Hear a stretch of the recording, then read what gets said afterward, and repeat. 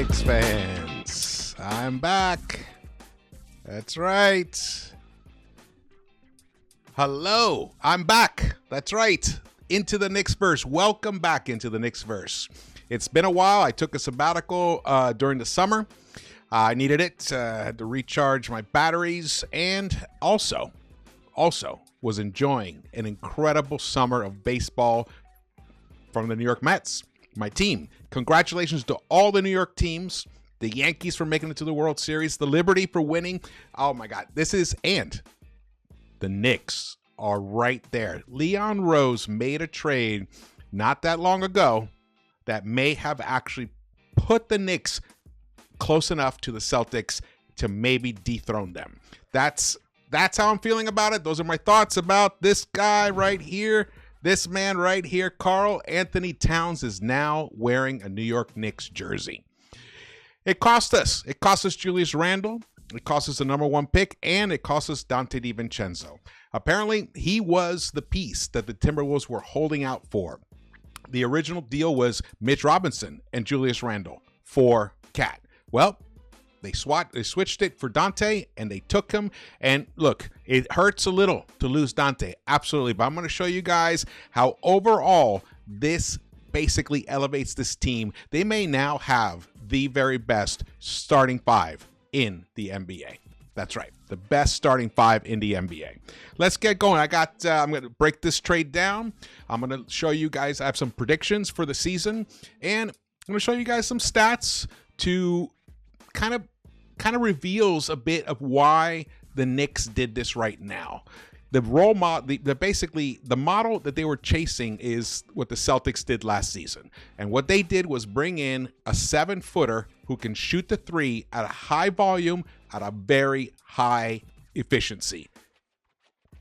What does that sound like? Just like what the Knicks just did. The Knicks just did that. Now, let's get going here. Here are the start. Now, basically, this is the Knicks rotation right here. The starters are going to be Jalen Brunson, who I predict tremendous season from him. Mikal Bridges now replaces Donte DiVincenzo. Josh Hart will be the small forward. I mean, they're very switchable. Bridges and Hart and Anunoby, they're very switchable, those three. And OG Anunoby is healthy. He's back. He looked good in the preseason. He's a power forward. And now we have Karl-Anthony Towns as our center. For the first time since Porzingis was on this team, we actually have a legitimate player who over 7 feet tall, who is a lethal outside shooter, who is going to help spread this floor to the point where I think Brunson, I don't want to reveal my predictions here, but this is perfect. There are many things that the Knicks could do at this moment that could elevate the team from where they were. I was already incredibly excited about a team with Randle and Mitch, because we thought Mitch was going to be returning in time for the start of the season. Though I had my suspicions he wasn't going to be. He's a slow healer in general, and it takes him a while even to get up into game shape. So right now they're saying December or January. I'm going to hedge. I think he's going to be ready to go by mid-December. That's my guess on him. And he's going to be an incredible piece to bring into this. He's going to give Thibs a lot of flexibility to deal when he needs to deal with the Embiids of the world. And there aren't that many, big centers that you have to deal with. I mean, there is Victor Wembanyama in the West Coast, Jokovic, Embiid here, and Porzingis. So it's going to be interesting to deal with those. Maybe Mitch really is going to become a specialty item for us, especially for the postseason. Now, this is also trading for Karl-Anthony Towns is all about the postseason. It's all about trying to put yourself into contention, and that's what the Knicks have done. I believe that the Knicks have the 3rd best odds for winning it all in Vegas after the Celtics and OKC. I believe those odds haven't changed. Now, some things have happened as of late, even as of just very recently. The bench, the depth was already a concern for a lot of Knicks fans. Not for me. I thought Shamet played very, very well, and I thought Precious Achiuwa was crushing it, and he was. Now, that's what those 2 question marks are there. Not sure what Thibs is going to do. I'm not going to venture to guess. At this point, though, I think Tyler Kolek will probably get a lot of point guard with some point guard time off the bench.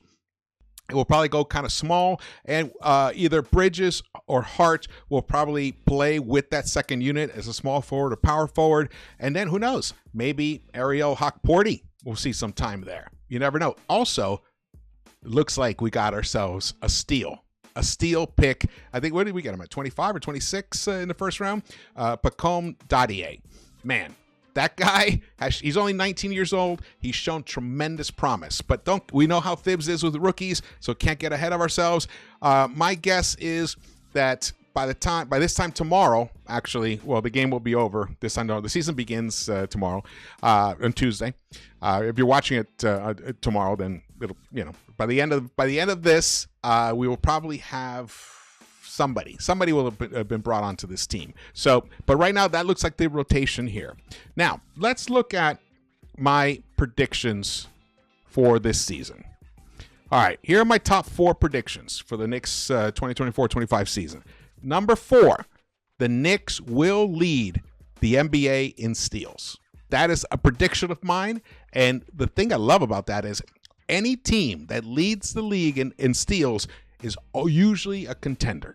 Historically, teams that lead the league in steals are right there contending for the chip. And that's what this season is about for us. I've been waiting. We've been waiting. This whole channel exists because of this moment. Right now, Leon Rose and company have given us, and shout out to James Dolan too, and Thibs have given us a chance to create an actual contender. All right, let's keep going here because my battery's running low right now. All right, number 3, Knicks will have 3 All-Stars. I predict Knicks will have 3 All-Stars. Brunson, Karl-Anthony Towns, and I believe OG Anunoby is going to be an All-Star for the first time. I believe it'll be the first time he's an All-Star. So, I think that's an issue. If you're betting, this is an interesting little bet to put out there. Number 2, Brunson. I actually think Brunson probably will lead the league in scoring. I really do. With the spacing that's going to exist now, having Cat out there and Mikal Bridges out there. So, but I put it as top 3 scorer. I think I should have. I chickened out. I should have said he's going to lead the league in scoring. Number 1, my number 1 prediction: Knicks will be NBA champs. That's right. I truly believe that this team has everything necessary to become the NBA champs. Look at it this way. Last year overall, these were the rankings as a team. In points scored, 112.8 points per game. That was good enough for 19th in the league. But in opponent points allowed, 108.2 points allowed. That's second best in the NBA behind the Minnesota Timberwolves, who played on that team? Karl-Anthony Towns. That's right. And then when it comes to offensive rating, they were 9th. Defensive rating, they were 8th. And overall net rating, they were 8th. But when you look at the team from January 1st, after the RJ and Emmanuel Quickley trade for OG, which happened December 31st. So from January 1st to the end of the regular season, the Knicks offense, their points actually dipped a little bit because also we suffered some injuries. 111.2 points, but also defenses tightened up in that second half. So we slipped to 22nd, but the offensive rating overall jumped to 117.4, went from 9th to 8th, and the defensive rating went to 110.3, which was 3rd best in the NBA.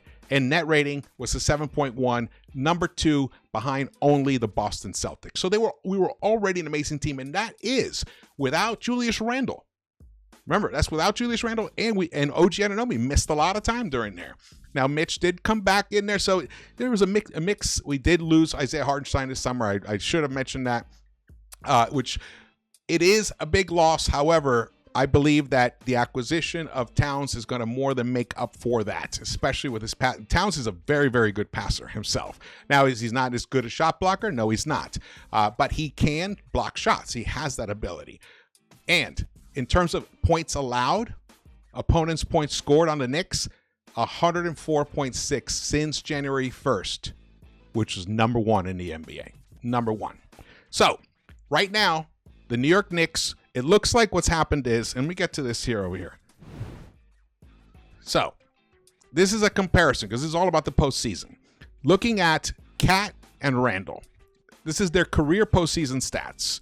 Randall averaged 17.1 points per game in his career. Towns 18.8. So it's only a 1.7 increase. However, when you look at the field goal attempts, which is in that second row there, Randall averaged 16.1 field goal attempts. But Towns scored more points than Randall and shot 2.3 shots less per game. So less usage, more production. And you can see it right there in the true shooting. Randall's true shooting was 46.2%. Towns is 58.3%. The three-point shooting. Randall shot 28.3% in the postseason, where Towns has shot 35% in the postseason. Now, 35% is not that sexy. He can shoot higher than that, and I think he will. This is his entire career, mind you. This is his entire career. The win shares. Randall is a minus 0.3, where Towns is a plus 2.3. So, and here's the other thing, too. Playoff availability. Okay, Randall has been available, not available. Here it was. He should have, his team played 29 playoff games during his tenure with the Knicks. He was only available for 15 of those. That's a 51.7% availability number. Towns, his team, 32 times, 32 games they played. He played all 32, 100%. So Towns is more likely to be around for the postseason historically than Randall has been. So that alone is a reason for why this trade is a huge success. But you might be wondering about Dante and Mikal Bridges. Okay, let's get into this part here. This is from Duncan Threes, great site. They analyze everybody's estimated plus minus. And now we're going to go to an even larger screen here for you guys so you can really see it. So right here, you can see I actually added Kristaps Porzingis into this these graphics here because he's the guy he's the reason that the Knicks got Karl-Anthony Towns, because they want to emulate what the Celtics are doing. So we've got Mikal Bridges and OG Anunoby, who basically we believe defensively can help neutralize Tatum and Brown better than any other duo combo in the NBA. So then we have Josh Hart, great rebounder, and we have Brunson, incredible scorer. So here we look at this. On the left side, we have the offensive estimated plus minus. Julius Randle was just shy of 2, and Dante is at 2 right there. Right there, you see Karl-Anthony Towns is, this is the offensive one. Karl-Anthony Towns and Kristaps Porzingis are very close to each other. Karl-Anthony Towns in offensive rating is a plus 2.6, which is the 93 percentile. Everything in green is excellent. Those are in the 90s percentile, from like 80 to 90s. And Porzingis is only a few slots above him at 2.8. So very similar offensively in terms of their overall plus minus. But then when it comes to defense, now there is a drop in defense. Absolutely, there's a drop in defense. Kristaps Porzingis has a much better defensive impact on the game than Karl-Anthony Towns. But when you look at Randall and Karl-Anthony Towns, they're almost identical. And then when you look at Dante and Mikal Bridges, Dante is way down there at a what it says. He's a minus 0.6, where Mikal Bridges, this is last season's numbers, is a plus 0.8. So there you go. So they kind of all balance each other out right there. And then here, estimated plus minus in total. You can see Randall. You can see that Karl-Anthony Towns is an improvement over Randall, and in Dante and Mikal Bridges are almost equal there. Porzingis definitely is a lethal offensive weapon, but in estimated wins, they're all right there, packed in the middle, right there, with Mikal Bridges, Kristaps, Karl-Anthony Towns, and Dante all packed right there in the middle, and Julius is below them there at like a 5-something. What is his estimated wins? His estimated wins are a 5.3. So there you go. All right, so now let's move on to this screen here. This is effective field goal percentage and true shooting. Look at Karl-Anthony Towns and Dante DiVincenzo and Kristaps Porzingis are clustered up there in EFG. very closely. But look at Randall and Mikal Bridges. They're down below. So you really, I mean, we're really not losing anything here. But what we're gaining is length. And then when you look at true shooting itself, Karl-Anthony Towns is by far superior than Randall himself. Now, Dante was an overall more efficient shooter, especially last season. Fantastic season for the Knicks. But I believe that the ability for Brunson to explode and become even more efficient, to have even more space to work in, is going to give this Knicks the most potent offense in the NBA. And right there, using Duncan threes to basically make the case that losing Dante doesn't really crush the Knicks as much as people are assuming. Now, something has developed with Mikal Bridges' shooting motion. There's a hitch in it, or he calls it a hitch. And some people are saying it's not really a hitch, it's just the way he transfers the weight or whatever. But whatever it is, look, he's a pro. He has averaged, I think, a 38.5% three-point shooting his entire career. I think he's going to figure it out. He's fantastic. And his mid-range game has been excellent so far. So, yes, he's been struggling shooting the three. I think he's going to work it out over time. And when he finally does get it going, he is a high-volume three-point shooter. So is Brunson. So this is, and also just remember too, Josh Hart is one of the best corner three-point shooters in the NBA. And so is OG Anunoby. OG Anunoby might be the best corner three-point shooter in the NBA. So this is going to be beautiful. The passing is going to be fantastic. Okay, I'm going to show you guys just one highlight from the preseason. But to me, it's completely emblematic of what this team is capable of doing on both ends of the court. Now, I know it's against the Washington Wizards, but they're an NBA team. Let me show you right now. This is it. The only highlight I have for how the potential of what this team could be. Here we go. Defensively, look at that. You're going to cause a turnover.